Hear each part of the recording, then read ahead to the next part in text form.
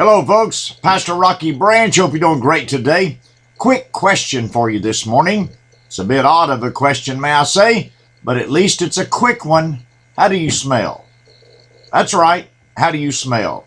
You ever been around somebody that didn't take care of themselves and the smell was, well, it was overwhelming?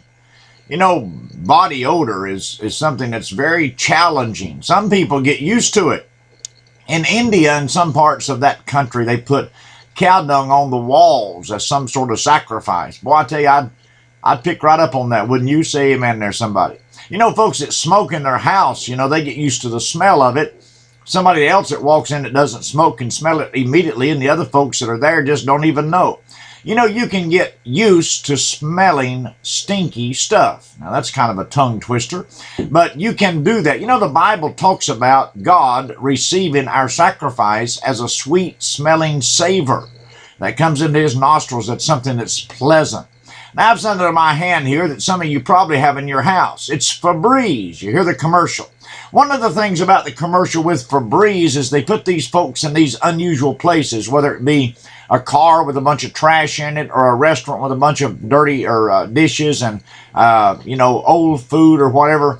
And then they spray this Febreze in there and they ask them, how does it smell? And they say, oh, it smells like the mountains or it smells like the sea. And all they're doing is they're covering up the smell with something that they have made in a chemical form to make it smell better, but they don't take away the stench at all because it's coming back.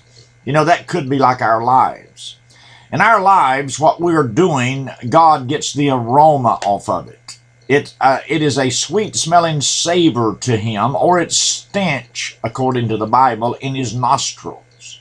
So let me ask you the question, how does God smell you when you serve him? Is your labor a sweet-smelling savor, or is it a stench in the nostrils of God? Are you living your life today with corrupt things, rotten things, stinky things, or are you producing that sweet aroma that God enjoys smelling of you? You know, the Bible speaks in Hosea about the lily, the smell, the fragrance of the lily. How that we're supposed to be so outwardly impressive with our aroma, not necessarily our our cologne or deodorant or whatever the case may be, but with the word, the image, the love, the labor of God. Let me ask you today, how do you smell in that category? You ever been in an elevator with somebody that walked in and had too much perfume or too much cologne on? Somebody, you're thinking about somebody right now, aren't you? You know, it's always been important to me to try to smell good. But if you go 3 or 4 days without taking care of yourself, I'm going to tell you, you can walk by and the chickens will just fall off the fence as you walk by. Say amen right there, somebody. You see, you have to take care of yourself physically, but how many of us take care of ourselves spiritually? I know some sweet-smelling folks that are living like the devil. So you need to understand, I need to understand today that God gets an aroma, you see. An aroma of our lives. Is it sweet-smelling to him, or is it stenchy in the nostrils of our God? Well, we do this by the way we live our lives. We do this by the way that we produce. So that's a daily activity. Some of you, when you were kids, your mother and dad had to beat you into the bathroom to take a shower, a bath, or whatever the case may be. And some of you, you took that bath once a week in a number 10 wash tub. Whatever the case was, at some point, Mom said, you got to clean up. Well, I'm saying to you today, we as God's people need to clean up.